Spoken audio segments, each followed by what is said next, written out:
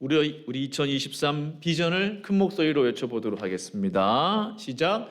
오소서 성령이여 교회를 세우소서. 오소서 성령이여 교회를 세우소서. 아멘. 아버지 하나님, 두렵고 떨리는 마음으로 주회단에 섰습니다. 하나님 종은 감추어 주시고 오직 하나님의 영광만이 나타나게 하여 주시옵소서. 이스라엘 백성들에게 말씀하신 그 하나님의 말씀이 오늘 이 시간 이 장소에서 우리 모두에게도 들려지는 놀라운 은혜가 일어나게 하여 주시옵소서. 감사를 드리고 예수님의 이름으로 기도합니다. 아멘. 홍해를 가르시는 주의 구원이란 제목으로 하나님 말씀 증거하기 원합니다. 제가 가깝게 지내는 어느 목사님 이야기입니다.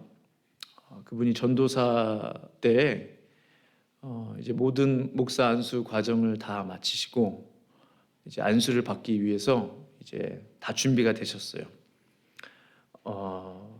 안수식이 거행되는 장소가 바로 LA에 있는 어느 한 교회였는데 이제 아침에 부랴부랴 막 준비를 하셨는데 조금 늦으신 거예요. 그래서 빨리 그냥 준비하시고 서둘러서 출발을 하셨습니다.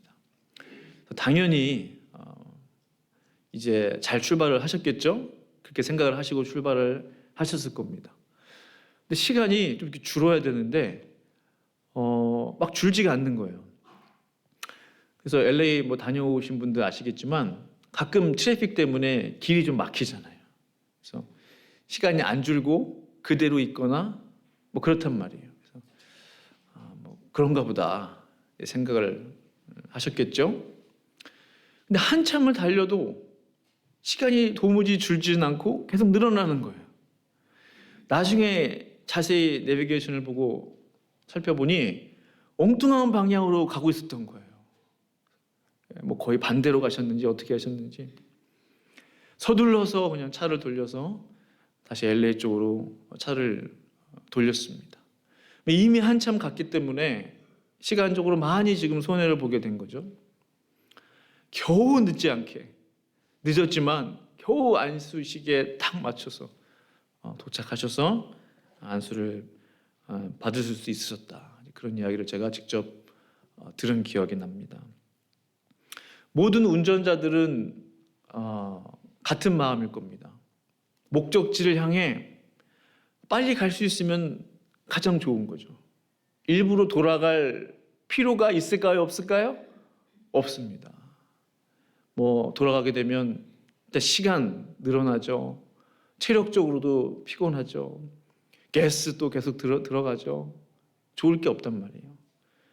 목적지까지 빨리 가는 게 모든 운전자들의 동일한 마음일 것입니다. 그런데요, 하나님께서 사람의 인생길을 인도하실 때는 조금 다른 것 같아요. 사람들은 빠른 길을 원하지만 우리 하나님께서는 바른 길을 원하십니다. 우리는 어떻게 하면 빨리 우리가 정해놓은 목표에까지 도달할 수 있겠는가? 거기에 모든 집중이 가 있죠. 그러나 우리 하나님은요, 빠른 것보다 가장 중요하게 생각하시는 것, 바르게 가는 것입니다. 정도를 향해 가는 것입니다. 때로는 그것을 위해서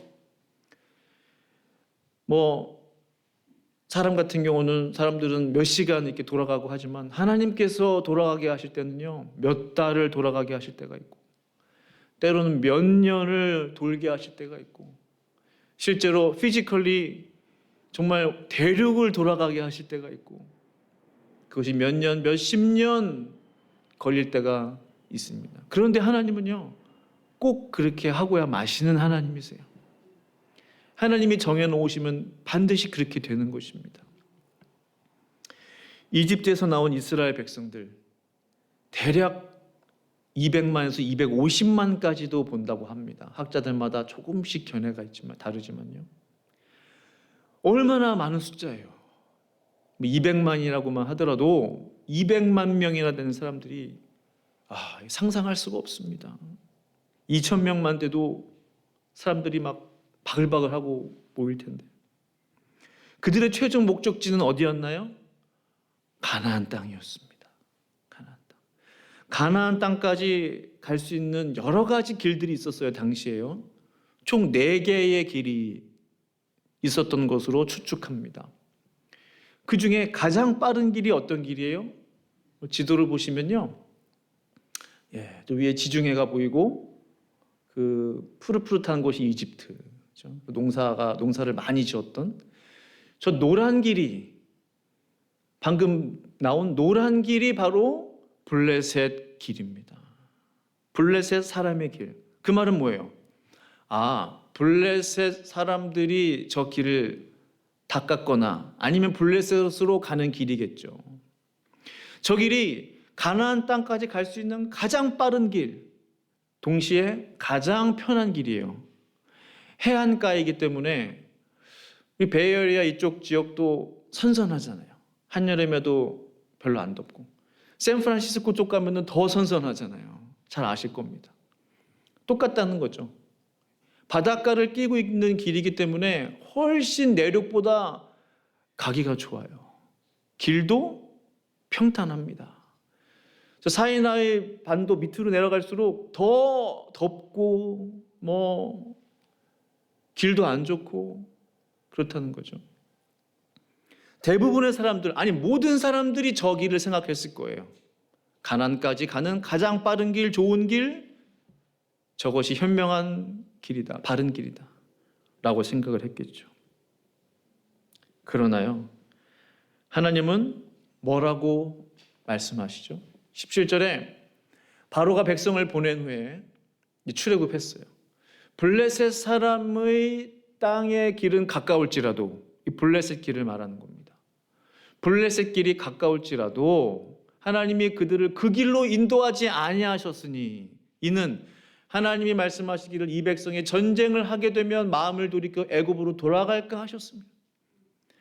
얼마나 많은 기적들을 보았습니까? 이적들을 봤어요. 그 10가지 재앙을 다 봤습니다. 그럼에도 불구하고 블레셋 사람의 길, 가장 빠른 길, 편한 길을 가게 되면 그 길 끝에 블레셋 사람들이 기다리고 있는 거예요. 마치 천국 문 앞에 딱 버티고 서 있는 악한 사단마귀 원수처럼. 마음대로 세상 살다가 천국 문 앞에서 마치 그 천국 문을 들어가지 못하도록 지키고 서 있는 마치 그 모습 같아요.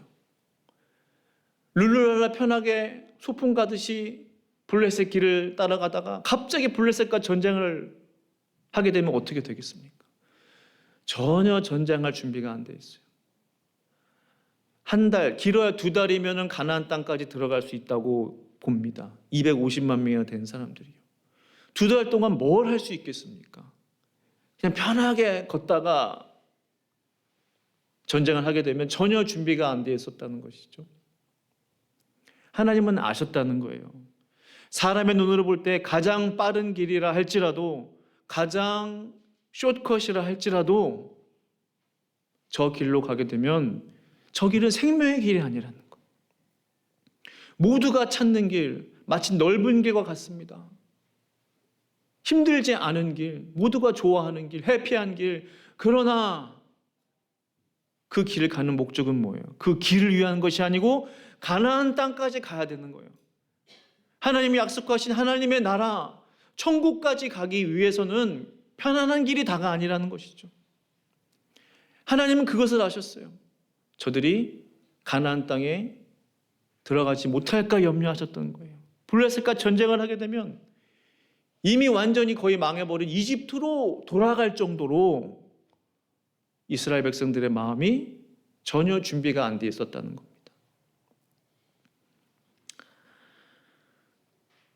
블레셋 길은 사실 사망의 길이었던 거예요. 사망의 길. 사랑하는 성도 여러분, 우리의 인생길을 누가 가장 잘 알고 계십니까? 저는 가끔 여러 성도님들의 이야기들을 들으면서 그런 생각들을 해요. 갑자기 교통사고로 이 세상을 떠나게 되는 그런 이야기들을 들으면서 오늘 봤다가 내일 이 세상 사람이 아니게 되었다는 그런 소식들을 들으면서 너무나 깜짝깜짝 놀라요. 전혀 준비가 안 돼 있단 말이죠. 우리의 인생의 마지막을 누가 알고 계십니까? 우리의 인생의 마지막 끝에 무엇이 기다리고 있는지 우리는 아무도 알지 못해요. 그러나 우리 하나님만이 정확하게 내 삶의 모든 것을 알고 계시는 줄로 믿습니다. 이 블레셋 길의 끝에 블레셋들이 진치고 있다는 사실을 우리 하나님은 너무나 잘 알고 계셨어요.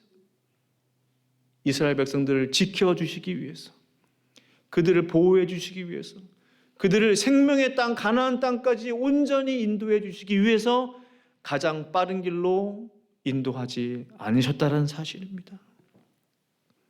그 하나님께 나의 삶의 모든 것을 맡기실 수 있는 성도님들 되시기를 간절히 축원합니다. 그렇다면 하나님께서 이스라엘 백성들에게 인도해 주신 길은 어떠한 길입니까? 말씀 보시면요, 같이 한번 읽어볼까요? 시작. 그러므로 하나님이 홍해의 광야길로 돌려 백성을 인도하시매 라고 했어요. 그러므로 앞에 말씀드린 그 내용이에요. 하나님께서 홍해의 광야길로 돌렸습니다. 광야 힘들잖아요. 근데 홍해가 플러스 돼 있어요. 광야도 힘든데 바다를 건너가야 됩니다. 홍해의 광야길로 백성들을 돌렸어요. 돌려서 인도하셨습니다. 홍해 광야길은 어떠한 길이냐? 바로 저 노란 길이 블레셋 길, 밑에 빨간 길이 바로 홍해 광야길입니다. 얼른 육안으로만 봐도 얼마나 돌아가요?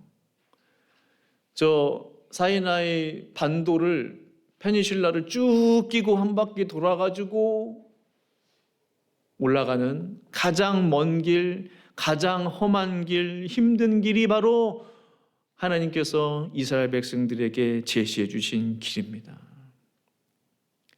하나님께서 굳이 광야, 그 홍해 광야길로 방향을 돌려 백성들을 인도하신 이유가 뭘까요? 그 이유를 오늘 깨닫기를 원합니다. 출애굽 행진을 하는 당시 상황들을 한번 상상해 보세요.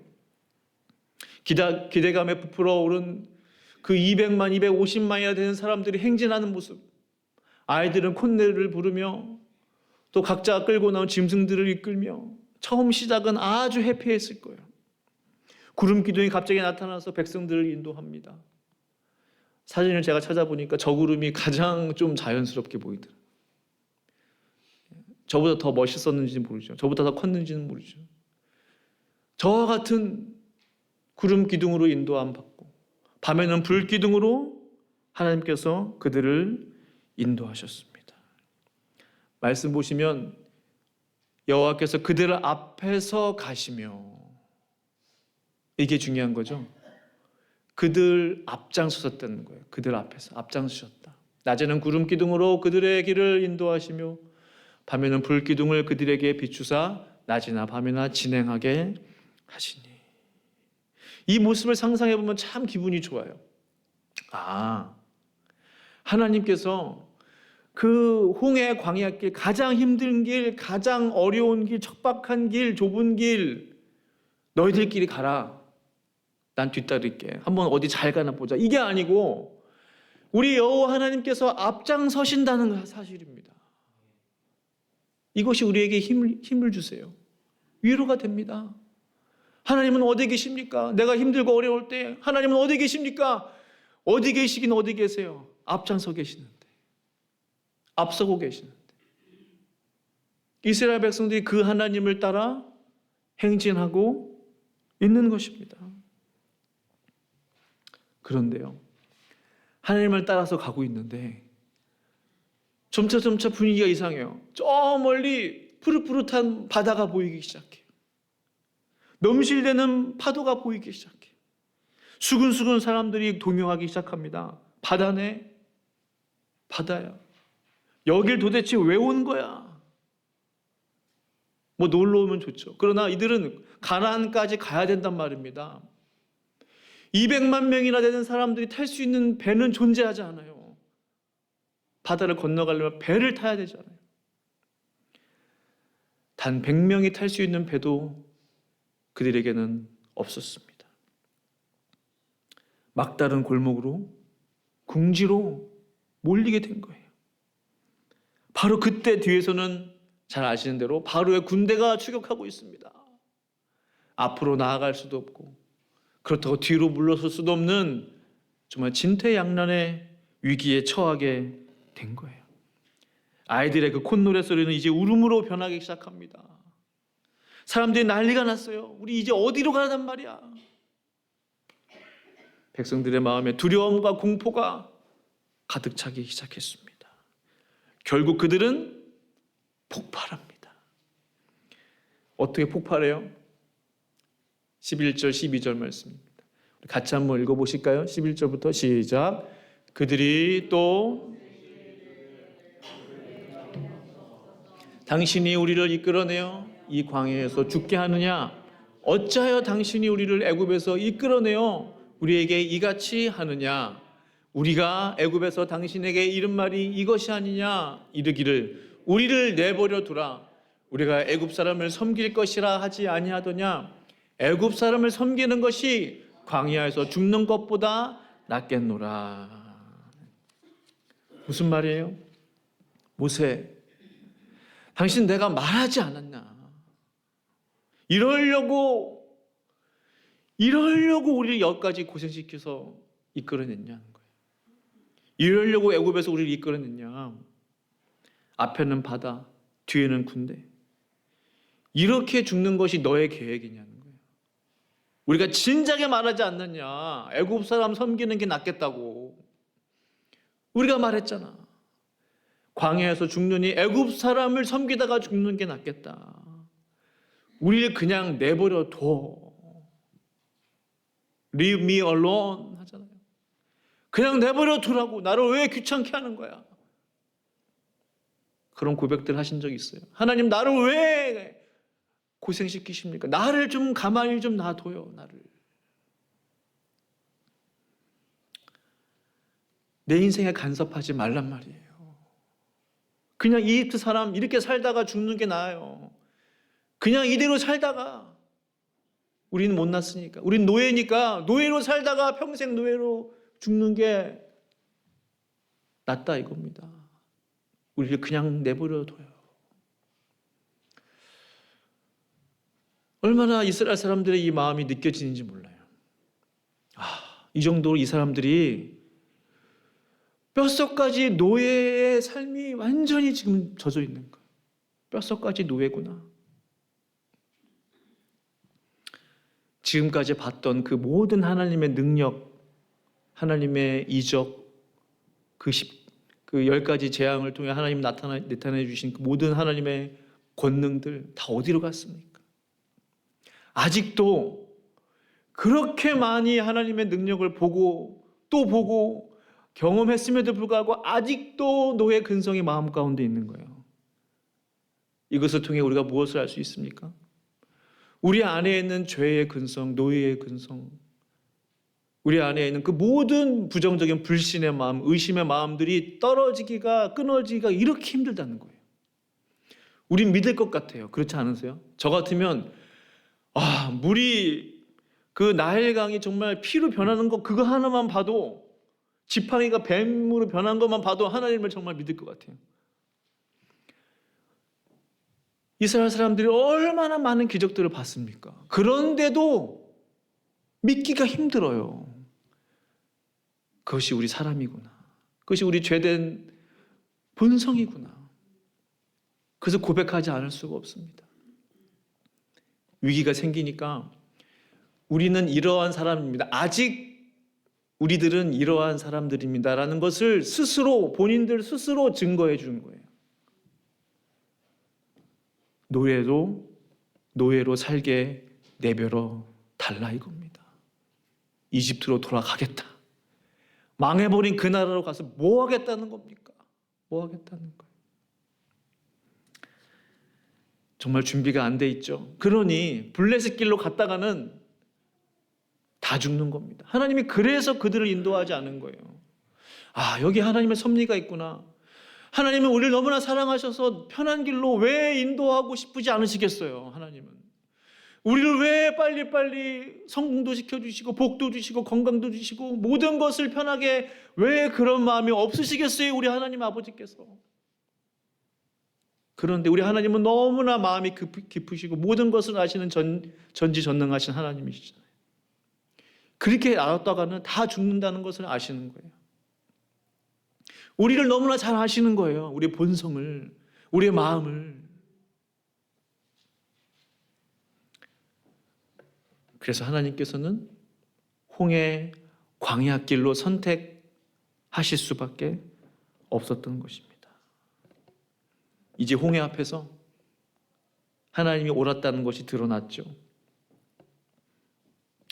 하나님께서 우리의 삶을 궁지로 몰아가시는 이유가 바로 여기에 있는 것입니다. 우리의 삶이 궁지로 몰릴 때 내가 누구인지가 드러납니다. 평탄할 때는 성격 잘 안 나타나잖아요. 우리 모두가 인정하는 것입니다. 문제 생기면 그때 성깔 나옵니다. 어려움 생기면 그때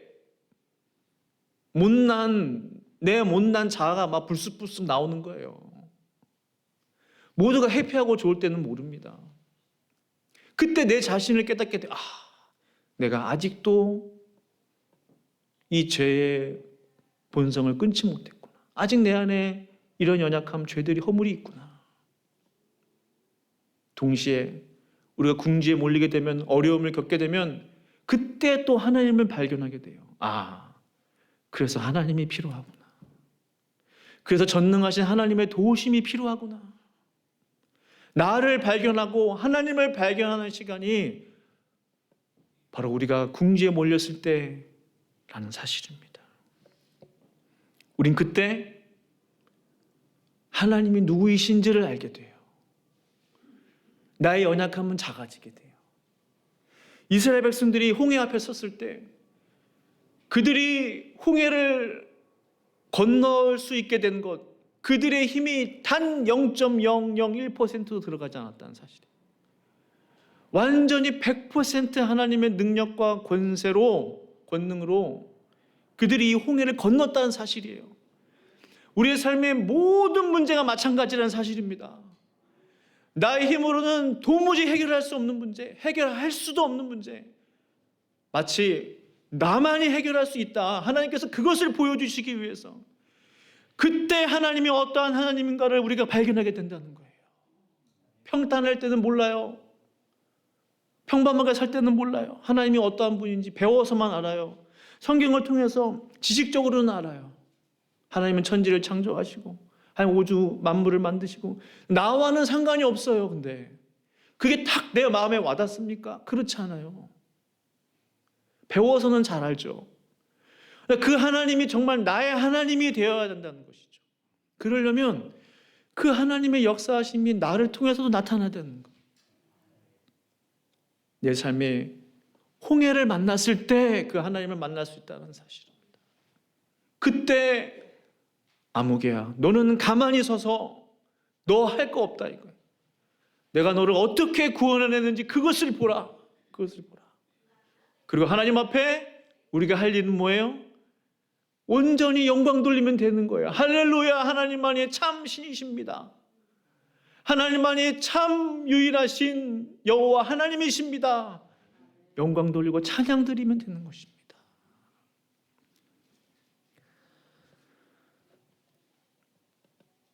우리의 눈으로 하나님을 볼 수가 없죠. 영이신 하나님을 절대로 볼 수가 없습니다. 우리 육신의 눈을 가지고는. 그러나 볼 수 있는 방법, 하나님의 행하신 눈으로 보여지는 그 역사를 보고 하나님을 알게 되는 거예요. 홍해가 갈라지는 것을 우리의 육체의 눈으로 보고 하나님이 이러한 하나님이시구나 깨닫게 되는 것입니다. 그것이 하나님을 만났다는 증거예요. 그걸 보고 하나님을 만났다고 하는 것입니다.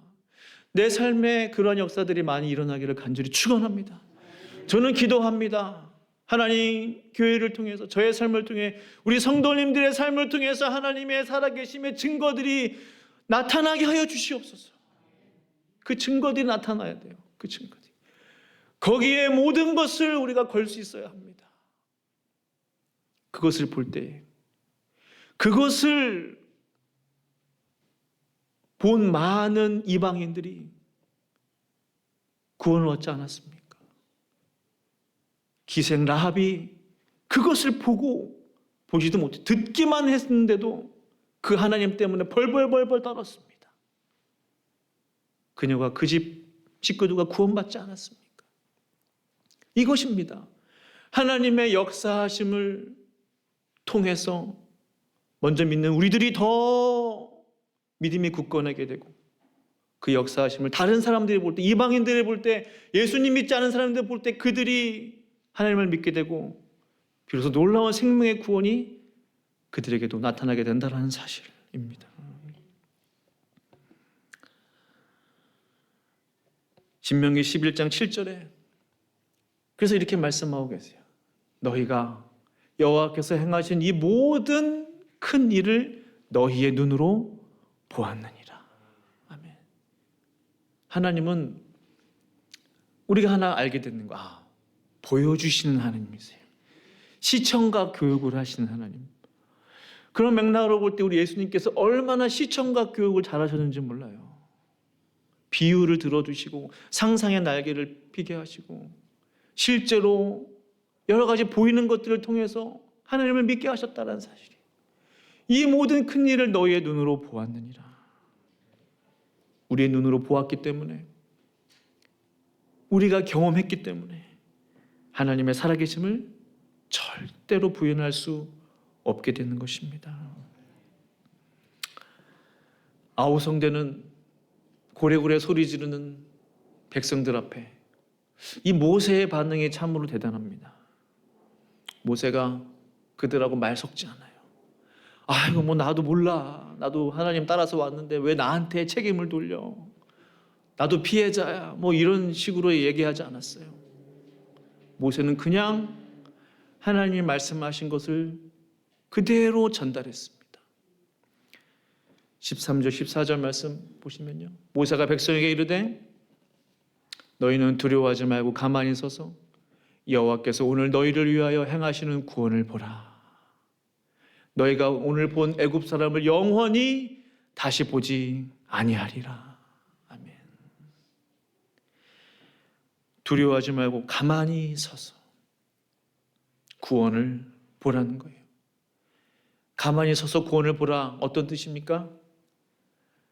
다른 데 보지 말라는 거예요. 다른 사람들의 말에 귀 기울이지 말라는 거예요.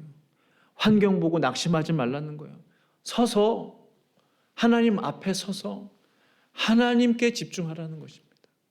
하나님 앞에서 be still before the Lord예요. 하나님 앞에서 하나님이 하시는 일을 보라는 거예요. 하나님 앞에서 하나님이 하실 일을 기대하라는 겁니다. 하나님에 대한 기대감이 있으십니까? 아멘. 그 기대감이 있어야 돼요. 아무런 기대도 없고, 뭐 저들은 저들이니까 하나님이 역사해 주셨지, 나는 뭐 이 모양인데 뭐 나를 통해 역사하시겠어? 안 돼요. 그러면 이 성경이 우리에게 주어진 이유가 없는 거예요. 왜 오늘 이 말씀이 우리의 귀에 들려지고 있습니까? 바로 저와 성도님들을 위한 말씀이 되기를 간절히 축원합니다. 나를 위한 말씀이 되어야 합니다. 나를 위한 말씀. 저 말씀은 바로 나를 위한 말씀이야. 아무개야, 너는 지금 서서 하나님께서 너를 어떻게 구원하시는지, 너를 어떻게 인도하시는지, 네 인생을 어떻게 몰고 가시는지 그 구원을 보라. 대신 우리가 해야 할 일은 뭐예요? 하나님 앞에서 be still 하고 있는 것입니다. 하나님을 계속 기대하고 있는 거예요.